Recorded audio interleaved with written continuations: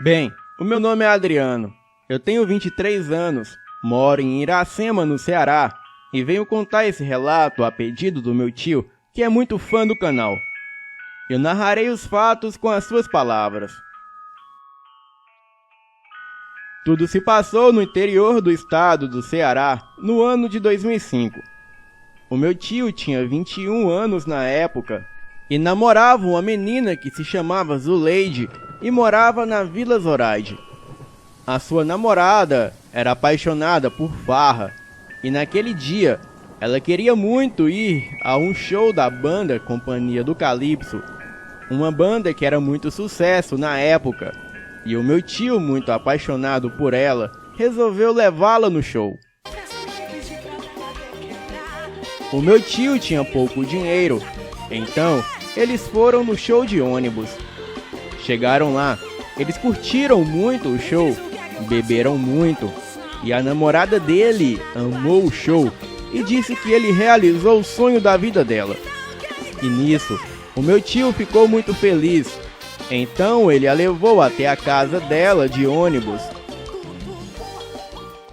E como ele não tinha mais dinheiro para o coletivo, ele decidiu voltar para sua casa a pé.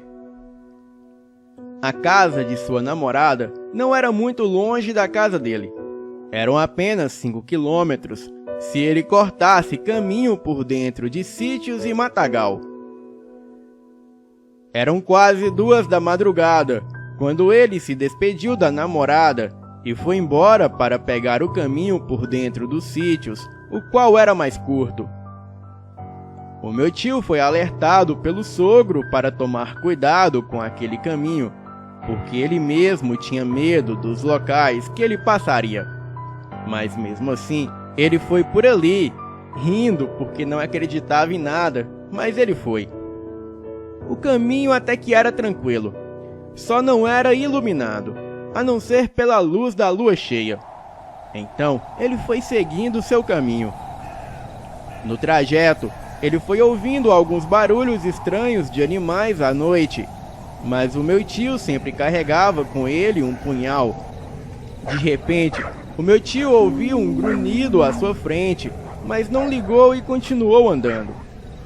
E andando mais um pouco à sua frente, de uma forma surpreendente, ele viu um ser arranhando uma árvore como se estivesse afiando as suas garras. Na hora, o meu tio congelou quando viu aquela criatura enorme e em pé. Naquele momento, ele sentiu que aquilo não era normal e tentou sair de mansinho. Mas a criatura percebeu e olhou, e avançando sobre ele, sendo que só deu tempo dele puxar o punhal, e quando a criatura se aproximou, ele desferiu várias punhaladas na criatura, e ela gritava de dor, mas não desistia, e continuava atacando o meu tio. Ele continuava lutando, e o meu tio continuava dando mais punhaladas, até que a criatura recuou e foi embora. O meu tio, muito ferido, continuou seu caminho, só que desta vez correndo e assombrado com aquilo que havia acontecido. Só que mais à frente, para sua surpresa, a criatura estava esperando a sua passagem e o atacou novamente. Então, a luta recomeçou e foi sangrenta. O meu tio desferiu vários golpes para se defender do monstro e de novo a fera recuou para o mato alto e assim desaparecendo na escuridão da noite.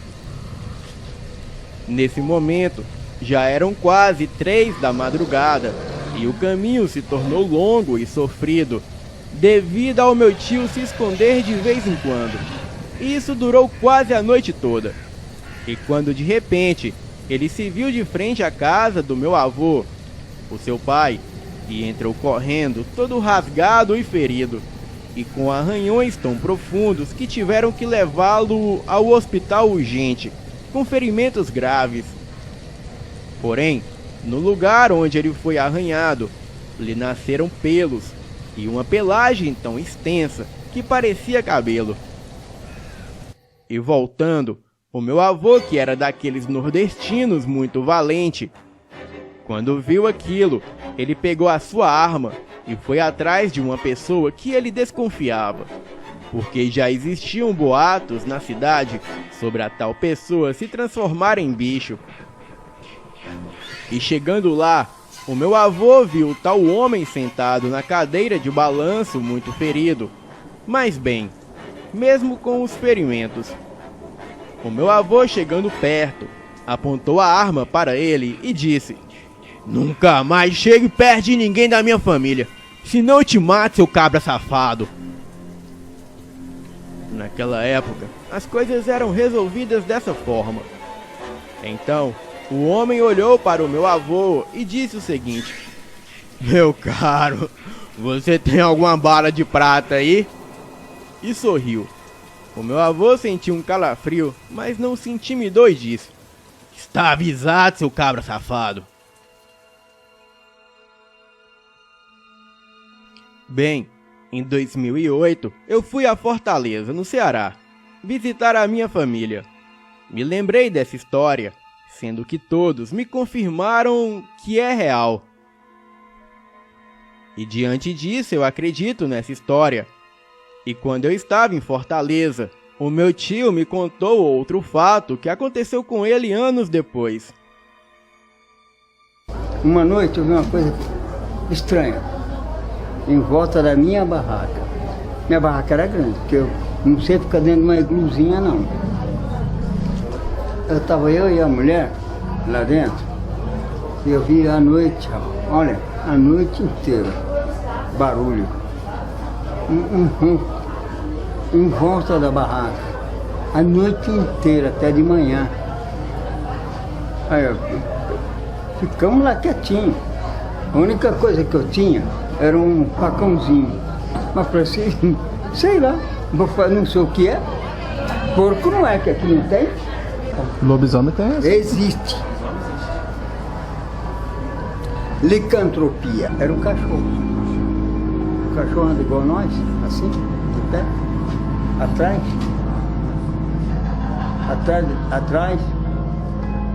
andou atrás de mim até aqui perto dessa porta aí, ó.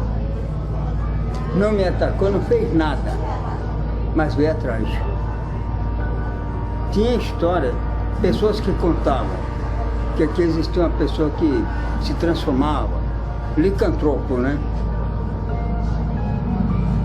Eu nunca acreditei até esse dia, e esse dia eu acreditei.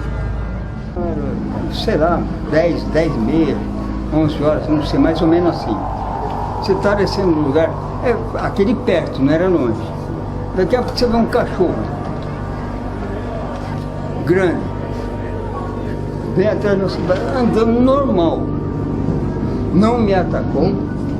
Só que de repente você chega mais perto de casa, eu te falei, bem ali. Levantou, igual nós estamos aqui, o cachorro anda assim, e o olho, cara, o olho.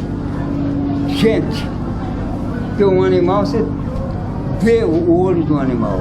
E gente, você conhece o olho de uma pessoa. E foi o que eu vi. Chegou, não me atacou, não me ameaçou, mas veio até aqui, perto, até eu entrar aqui. Aí depois foi embora, não sei pra onde. E contava uma história que aqui tinha uma pessoa que sabia, conhecia o segredo da licantropia. Existe. Licantropia existe.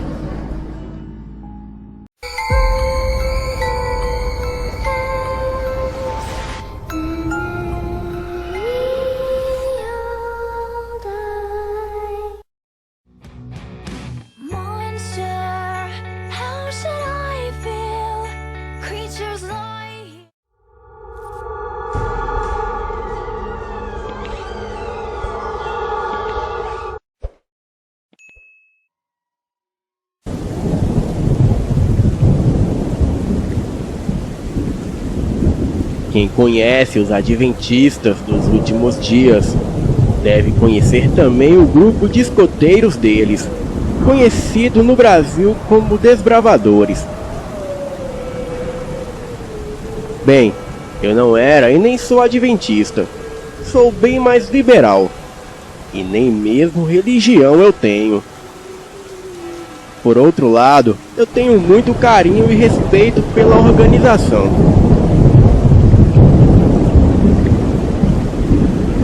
E em grande parte pelo fato de ter muitos amigos que são adventistas. Bem, mas foi numa dessa que começou o meu maior pesadelo. Na época, eu tinha 14 anos. E estava frequentando a igreja com os meus amigos somente por educação mesmo. Bem, eu sempre ia com eles, pois eles eram os meus vizinhos e únicos amigos. E por conta disso, eu sempre os acompanhava em praticamente tudo.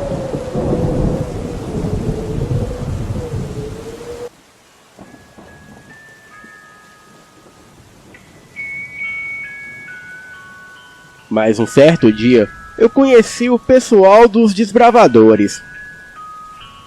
As propagandas eram ótimas. Falavam sobre sobreviver na selva, aprender a fazer fogo com pedra, viver na mata, e tudo era bem no estilo Rambo.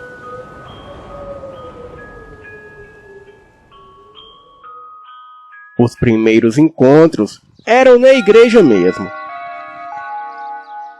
Tinha todos os momentos espirituais e os momentos de oração como em toda igreja.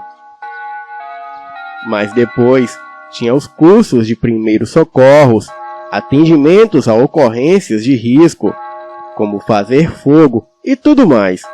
E aquilo tudo era demais para mim. Teve um dia que fizeram um acampamento no quintal da igreja. E para um adolescente criado dentro de um condomínio, era o ápice da sobrevivência. E eu já me sentia o próprio Richard Rasmussen.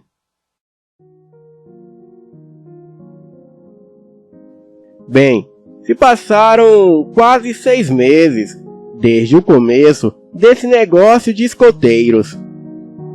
E quando se abriram as inscrições para acampamento, eu fui o primeiro a me inscrever. O acampamento seria numa reserva ambiental no Nordeste, conhecido como Parque Nacional das Confusões, uma área de mata fechada com cerrado. E por haver poucas nascentes de rio próximas, levamos muita água. E nós passaríamos cerca de uma semana na mata, ou pelo menos era isso o programado. Bem, até que chegou o tão esperado dia de ir para o acampamento. O ônibus estava na frente da igreja nos aguardando para a partida na madrugada de sábado para o domingo. E chegamos no local do acampamento por volta de 8 da manhã. Estávamos em um total de 20 adolescentes, com idades entre 12 e 18 anos, acompanhados de 4 monitores, cujos quais ficariam responsáveis por grupo de 5 pessoas.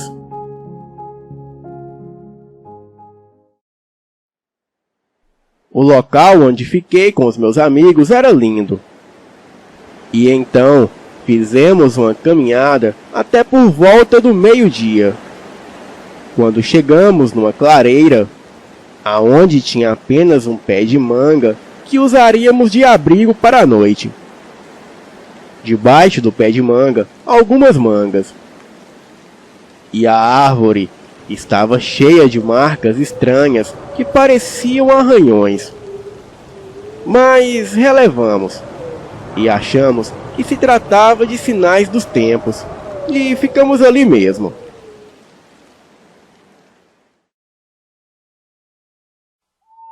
O dia se passou normal, e depois de fazermos a fogueira e armarmos as barracas, ficamos ali assando alguns pedacinhos de marshmallows. O nosso monitor estava aparentemente apreensivo, olhando para os lados e caminhando inquieto como se procurasse ou esperasse por algo. Perguntamos a ele o que estava vendo. E ele, sempre sorridente, dizia que não era nada. Bem, eu não sei que horas que eram. Só sei que era tarde da noite. E todos nós já estávamos dormindo. E foi aí que acordei com um som como de um rosnado misturado com um gemido de dor.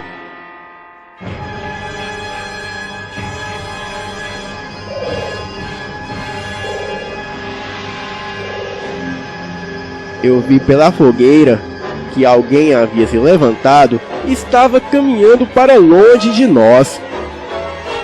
Acordei os outros e ficamos vendo aquela sombra sair de perto da fogueira.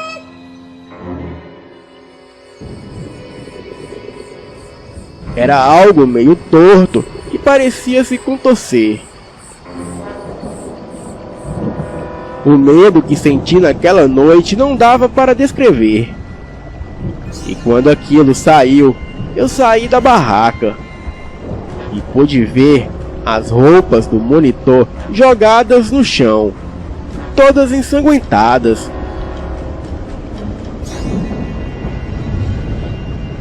Como era tarde da noite, não tínhamos como fazer nada. Então, tínhamos que nos virar para nos mantermos vivos.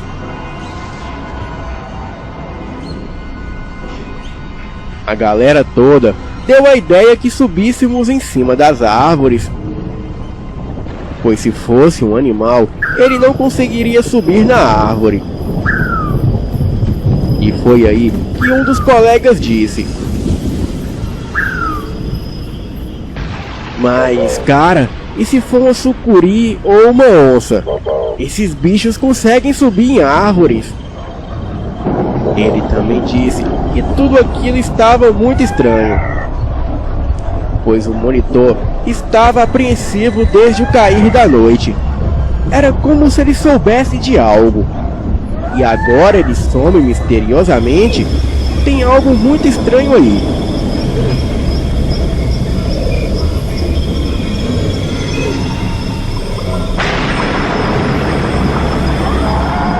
Então, ao invés de subirmos naquela árvore, saímos todos correndo. Mas quando começamos a ouvir o mato se mexendo e algo nos perseguindo, subimos na primeira árvore que encontramos na frente.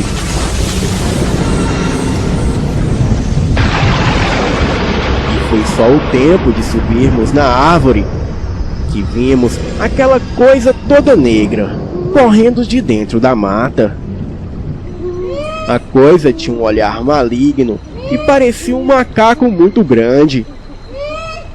E corria de 4 patas, como se fosse um cão.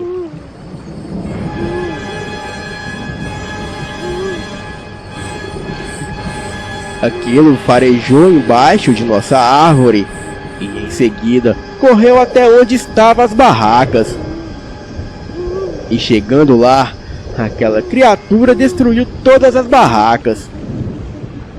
E também comeu tudo o que havíamos levado nas mochilas.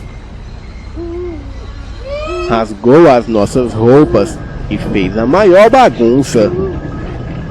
A coisa em seguida ficou ali farejando o ar por um longo tempo.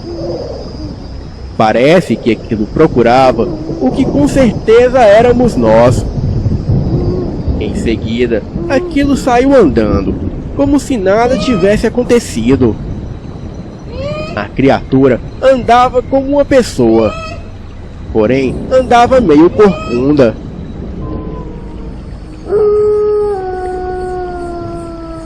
E tudo que víamos em meio aos seus pelos eram os seus olhos vermelhos, acesos no meio da mata.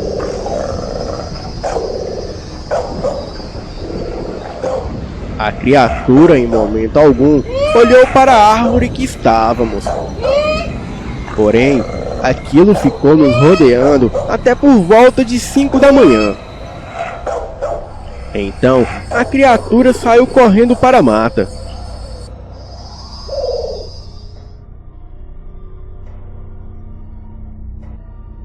Porém, ninguém se atreveu a descer. E por volta de 8 da manhã, ouvimos o outro grupo nos gritar. Começamos a gritar por eles, até que eles nos acharam. Perguntaram onde estava o nosso monitor, o porquê dele ter sumido, e por que as nossas barracas estavam rasgadas, e o que estávamos fazendo ali afinal em cima da árvore. Bem, antes mesmo de explicarmos a situação, o nosso monitor apareceu com a cara mais cínica e lavada. Ele disse que o animal que rasgou as barracas era uma onça, e que ele não pôde fazer nada porque estava escondido em cima de uma árvore, não muito longe dali. Bem, mesmo nós, sabendo se tratar de uma baita mentira, fingimos acreditar para não piorar as coisas. Pois vai que ele resolvesse se vingar de nós depois.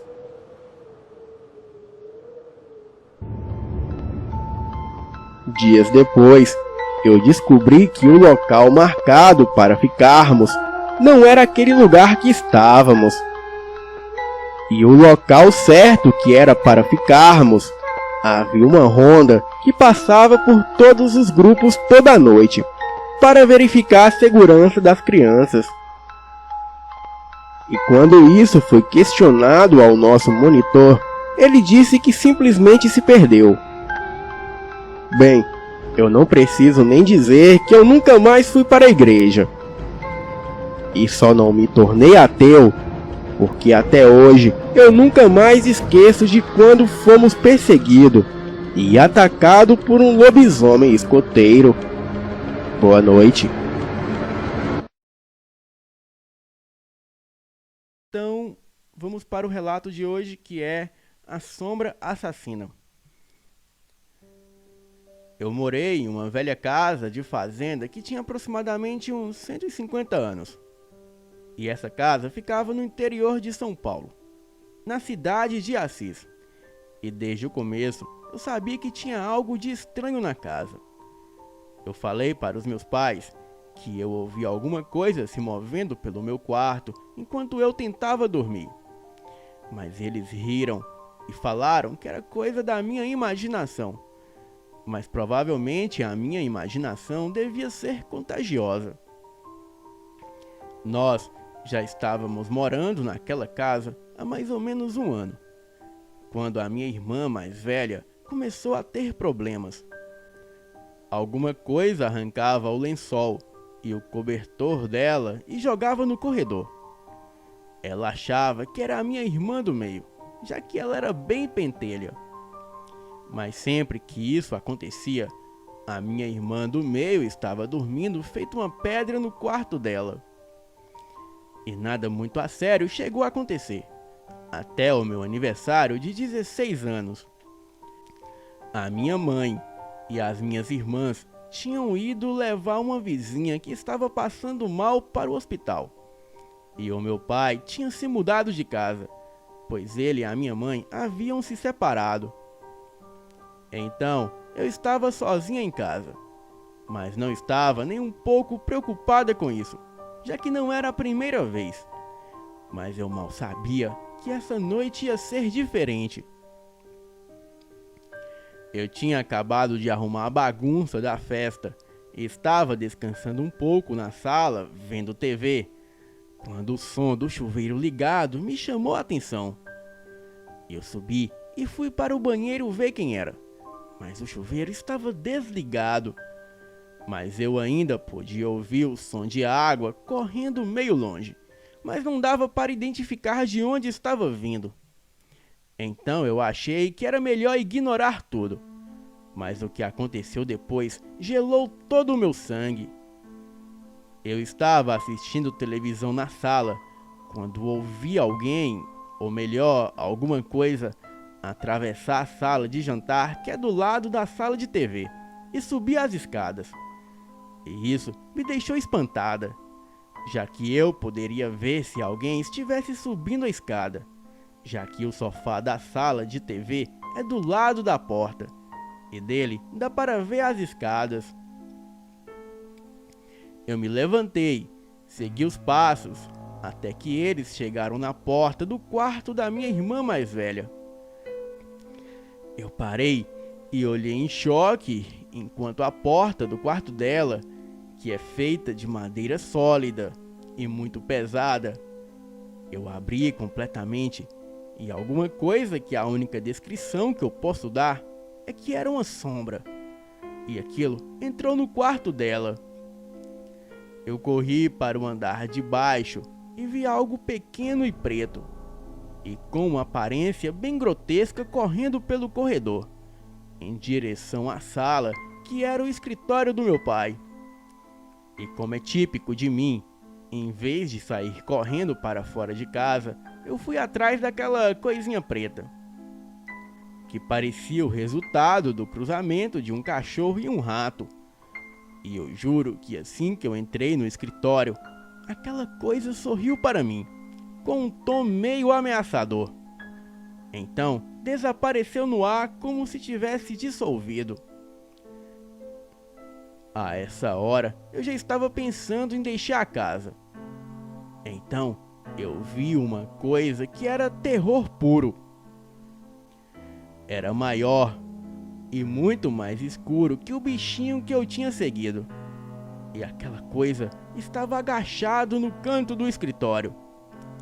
Não dava para perceber traço nenhum naquilo. Porém, dava para perceber que era só uma grande massa negra. Mas eu sabia que estava olhando para mim. E dava para sentir toda a maldade que emanava daquilo. Eu paralisei e não consegui mexer um só músculo. E quando aquela coisa começou a levantar e a se esticar, se transformando em uma sombra de algo que parecia uma pessoa, a única coisa que eu consegui fazer foi gritar. E eu gritei. Um grito tão alto e cheio de terror que expressava exatamente o que eu estava sentindo. Terror puro e muito medo. Depois do grito, eu consegui me mexer de novo e consegui sair correndo da casa. E fiquei lá fora até a minha mãe e as minhas irmãs chegarem. A minha família se mudou daquela casa algum tempo depois. Depois que alguma coisa atacou a minha mãe enquanto ela dormia.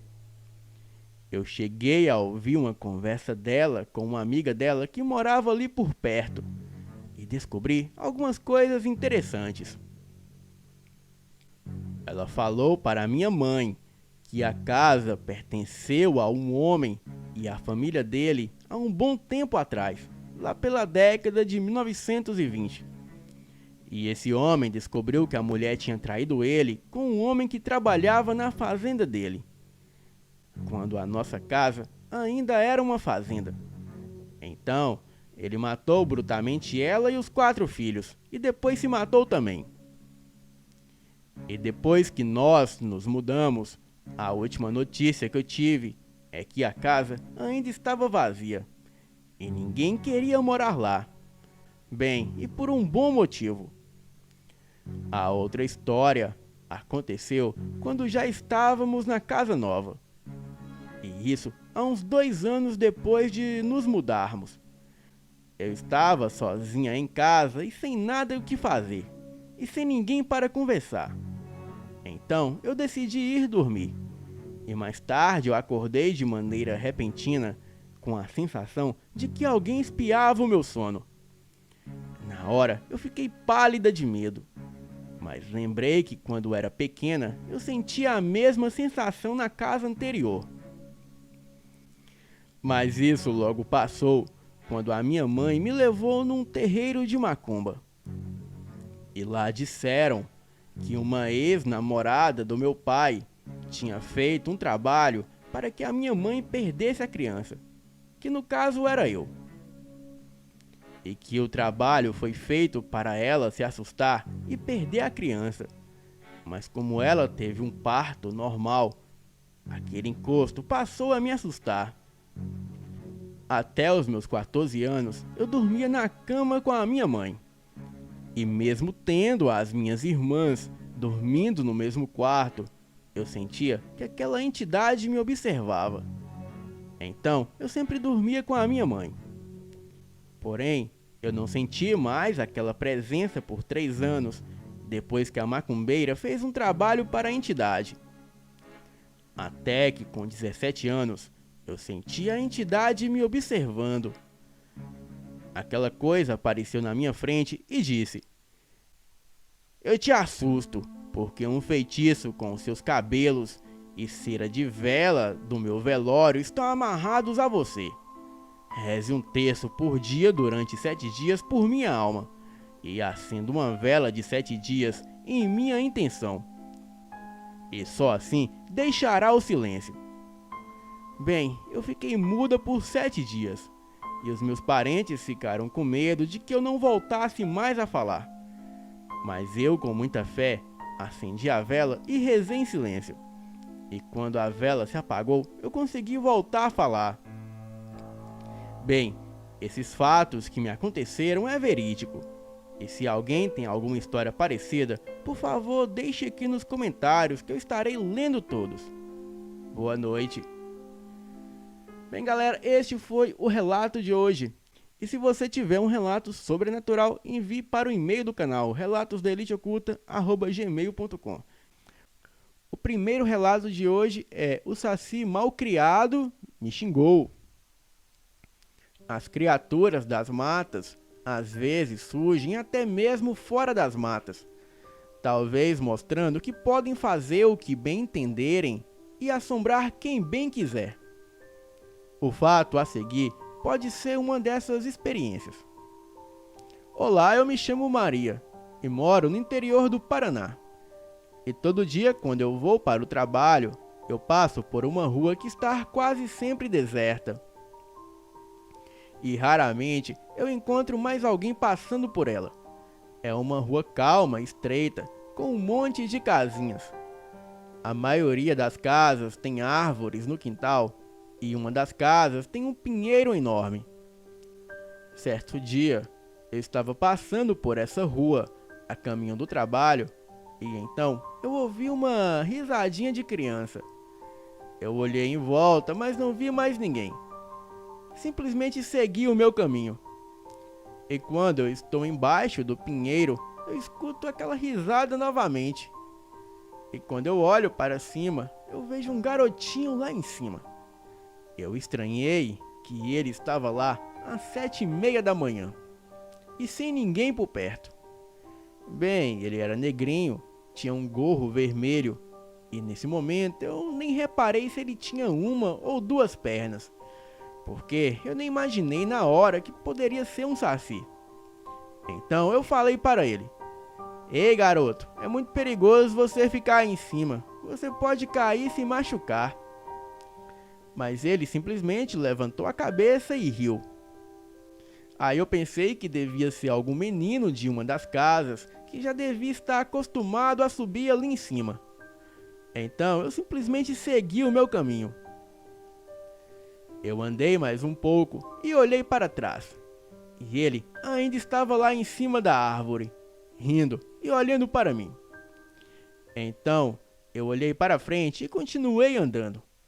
Mas de repente, eu ouvi um grito de pavor, e quando eu olho para trás, eu vejo o garotinho caindo lá de cima, diretamente com a bunda no chão. E quando eu vi aquilo, eu entrei em pânico, pois ele estava muito alto. Eu saí correndo, mas quando eu cheguei perto, eu fiquei sem reação, pois foi aí que eu vi que ele só tinha uma perna. Bem, ele era menor do que aparentava ser em cima da árvore. E foi aí que eu liguei as coisas. Bem, aquilo não era uma criança, era um saci. Ele ficou muito enfurecido e me xingou de vários palavrões, como se eu tivesse culpa. Eu não vou citar as coisas que ele me chamou aqui porque é até pesado. E quando eu pensei que eu já tinha visto de tudo nesse mundo, ele saiu pulando, resmungando, e logo então se formou um redemoinho em volta dele, e aquele redemoinho foi andando até ele sumir. Eu só consegui voltar a si depois de uns 5 minutos ali parada.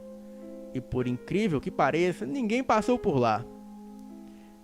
Era tudo o que eu menos esperava naquele dia, era ser xingada por um saci malcriado. Eu cheguei a passar por aquela rua mais algumas vezes, mas nunca mais vi o saci novamente. E sempre que eu posso evitar, eu não passo por lá. Boa noite.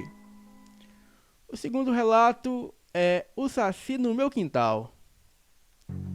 Boa noite, eu me chamo Amanda.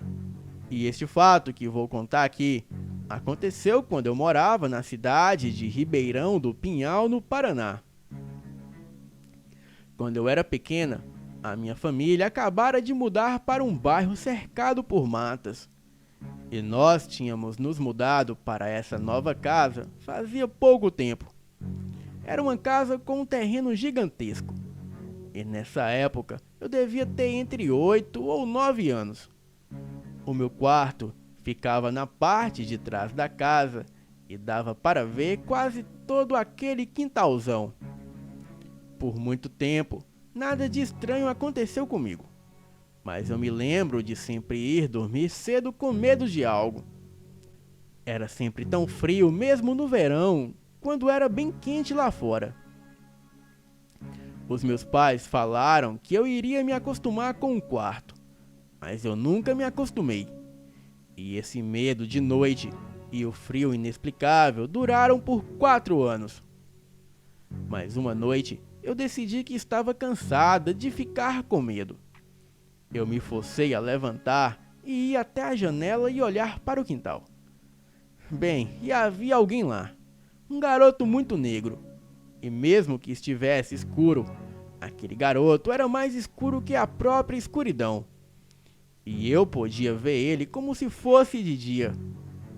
O rosto dele era pequeno e os seus olhos vermelhos como brasas. Eu não sei como, mas mesmo ele estando bem longe, eu sabia como era o rosto dele. Ele parecia estar bravo. E uma coisa que me chamou a atenção também foram as roupas dele. Era uma saia feita de folhas secas e um gorro vermelho na cabeça, e ele também fumava um cachimbo. Eu fiquei tão assustada que eu não conseguia sair da janela. O garoto olhou para mim e o espaço entre nós pareceu não ser maior do que o espaço entre eu e a tela do computador agora. Eu tentei gritar, mas nenhum som saiu da minha boca. Eu me sentia tão indefesa e assustada, e os meus olhos estavam cheios de lágrimas. Mas eu não sabia se era por causa da minha fragilidade ou do meu medo. Finalmente, a figura saiu pulando para o fundão do quintal e sumiu. E eu consegui gritar. E eu gritei, e os meus pais correram e eu contei para eles o que vi. E eles insistiram que eu estava andando dormindo ou que era algum pesadelo. E falaram que era para eu voltar para a cama e dormir.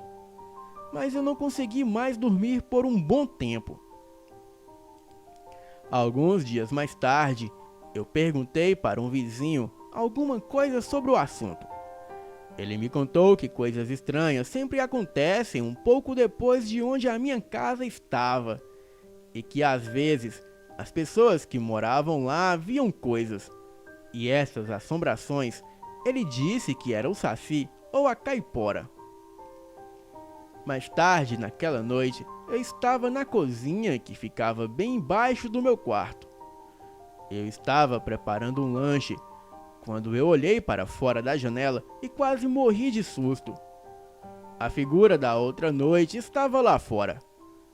Porém, bem mais perto do que da outra vez. O rosto dele estava muito mais bravo do que estava antes. Então eu corri para a sala e contei para o meu pai o que eu tinha visto. Mas quando ele saiu para ver o que era, ele não achou ninguém lá fora. O meu pai estava começando a ficar preocupado comigo. E sinceramente eu também estava. Mas o pior ainda não tinha acontecido. Quando eu fui para o meu quarto naquela noite, o garoto voltou. Mas desta vez ele estava no meu quarto, bem na frente da janela que estava fechada. Bem, ele parecia muito, mas muito mais bravo. E eu fiquei tão assustada que tudo que eu pude fazer foi gritar.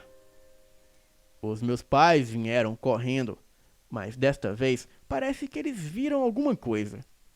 Porque eles me agarraram e me puxaram para fora do quarto e bateram a porta. Os meus pais também puderam sentir o cheiro forte de fumo pela casa. E ninguém dormiu naquela noite. Então, eu contei o que o vizinho havia me dito. E dessa vez, parece que os meus pais acreditaram. Mas o certo é que eu nunca mais dormi naquele quarto. No dia seguinte, o meu pai foi conversar com o vizinho e voltou bem preocupado. Ele falou que o vizinho disse que a figura nunca chegou tão perto antes. E que ele nunca tinha entrado na casa antes. Então, ele achou que era um mau sinal. Então, meu pai ligou para a imobiliária que nos vendeu a casa. E o agente imobiliário falou que algumas pessoas viram algumas coisas estranhas na casa, mas que nunca nada de ruim aconteceu. E que tudo isso era superstição ou coisa de gente com imaginação fértil. O meu pai não quis arriscar e arranjou para nós mudarmos de lá na semana seguinte. Às vezes, eu ainda vejo aquele saci nos meus sonhos. E mesmo isso tudo tendo acontecido há 10 anos atrás, eu nunca vou me esquecer do terror que eu senti naquela noite. Bem, também posso dizer que nunca mais vou esquecer o rosto de raiva daquela criatura que eu tenho certeza que era o Saci. Boa noite. Bem, galera, esses foram os 2 relatos de hoje. Eu tenho algumas informações importantes para passar para vocês e está aqui na descrição do vídeo.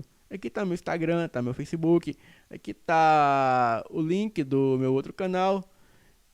Também tem o e-mail do canal para vocês enviarem o seu relato. E lembrando que hoje às 8 horas tem vídeo aqui no Elite Oculta. Então nos encontramos mais tarde.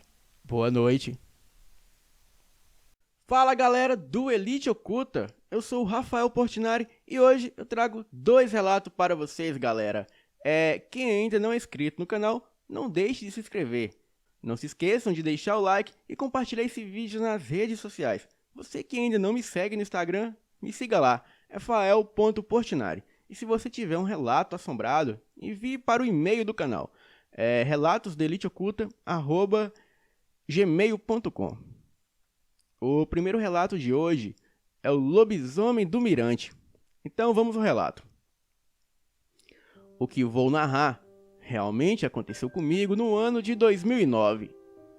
Eu não tenho vergonha alguma em admitir que durante aproximadamente 8 anos da minha vida, eu fiz uso de drogas pesadas, cocaína e crack. E hoje, graças a Deus, eu estou livre desse mal que tanto prejudicou a mim e a minha família. E depois de ter aprontado de tudo em busca do meu prazer, eu resolvi procurar ajuda em vários grupos de apoio. E chegamos à conclusão que a melhor saída para mim era um tratamento intensivo, ou seja, internação. O processo de internação era de 9 meses. E o meu primo, ex-dependente, era coordenador da clínica onde eu fiquei. E acabei escolhendo também essa clínica pelo fato de ter alguns amigos lá internados. E entre eles o Paulo, que era um alcoólatra e nós o chamávamos de Billy Joy. Será que é o Billy Joy do Green Day? Seu estado de saúde já estava bem deteriorado e ele veio a falecer durante a sua estadia na clínica. E antes dele falecer, ele me contava várias histórias de criaturas sinistras que ele presenciava ali, nas matas, próximo à chácara. Inclusive, ele me contava que ali vivia um mapinguari, e ele mesmo já havia confrontado essa criatura. Lógico que eu ria e não acreditava, pois para mim não passava de um devaneio da cabeça dele, ainda mais pelo fato dele ter sido um alcoólatra. E era aí que eu não acreditava mesmo. Bem, mas eu caía na conversa do Paulo. Eu perguntava sobre diversas coisas, somente para ver até onde ele chegaria. Então, eu perguntei se ele poderia me mostrar esse tal mapinguari, e ele disse que não, pois ele mesmo se transformou em um lobisomem e colocou esse mapinguari para correr. Lógico que eu não aguentei e caí na risada, mas ele fez uma cara de sério e me prometeu que na próxima lua cheia ele me provaria que estava dizendo a verdade, pois viraria um lobisomem em minha frente. Bem, lógico que eu também não levei a sério. E a próxima lua cheia também não chegou para ele, pois o Paulo veio a falecer muito antes. A chácara onde estávamos era bastante afastada, e não havia iluminação pública na estrada de terra que levava até a clínica. E lá, cada um tinha as suas responsabilidades. Cozinheiro, ajudante de cozinha, faxineiro, ajudante de faxineiro, ronda noturna, horta, entre outras. A minha responsabilidade era a ronda noturna. E toda noite, depois de jantarmos, rezávamos o terço, líamos alguns livros, escrevíamos carta, entre outras coisas a mais. E quando era 23 horas, eu apagava os lampiões, fechava a porteira e verificava os animais, etc. Lembro-me que em uma noite de lua cheia, em uma das minhas rondas, quando eu ia fechar a porteira, eu vi um vulto agachado próximo ao mirante. O mirante é uma cruz de madeira bem alta. Então eu resolvi voltar e chamar os responsáveis pela segurança do local. Mas percebi que esse vulto chorava e soluçava. Acho que devido ao fato de buscarmos a espiritualidade, aquela cena me comoveu e senti vontade de tentar apaziguar aquele coração angustiado. Passando um pouco da sabedoria que eu aprendi estando naquele local. Eu caminhei sozinho até aquela pessoa, achando que se tratava de um mendigo ou até mesmo um alcoólatra tapado. E para o meu espanto, quando eu cheguei bem perto e já estava colocando a minha mão sobre o ombro daquela pessoa, eu pude perceber, com a ajuda da luz da lua cheia, que quem estava ali, chorando, soluçando, pedindo perdão a Deus pelos seus pecados cometidos, era o Paulo, aquele mesmo que havia falecido naquele local. Ele virou-se para mim e eu senti que ele ia me dizer algo, mas o pavor tomou conta de todo o meu ser e eu caí para trás e fiquei paralisado, tentando me levantar para correr, mas as minhas pernas não me obedeciam. O Paulo, soluçando, logo disse: "Eu te prometi que nessa lua cheia eu te provaria que estava falando a verdade.